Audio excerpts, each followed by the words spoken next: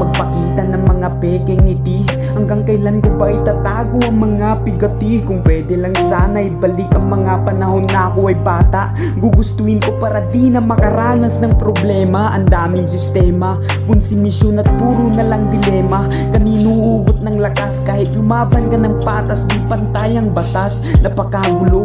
Mahirap lumaban sa mayaman, pera lang katumbas ng iyong buhay. Ilang libo ka lang syempre mayaman. Paano naman kami nahihirapan lumalaban ng patas? Pero bakit puro mali ang lumalabas? Napakagulo, di ko mapinta ang pag-ikot ng mundo.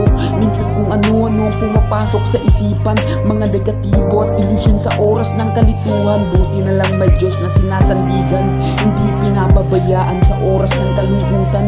Pinaghuhugutan ng lakas bumangon sa pagkadapa. Dito ko natutunan ang iba't ibang sistema ng mga tao, di pare-pareho, kaya mahirap na magtiwala sa kapwa-tao.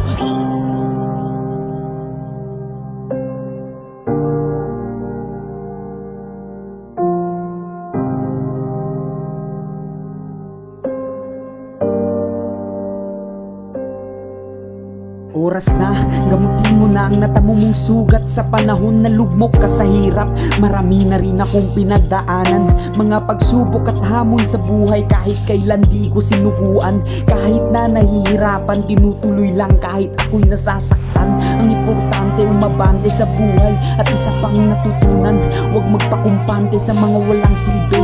Wala silang pake sa iyong gusto na gawin. Gawin mo na gawin ang iyong gustong gawin. Wala silang mapapala, sila ang mga taong di marunong pumalakpak sa gantimpala ng iba. Kahit di aminin, iba na ang panahon. Galit sila pag masaya ka ngayon, kaya manatiling positibo, iwasan na ang gulo. Tiwala sa taas at kakayanin natin tong mga pagsubok sa buhay. Huwag na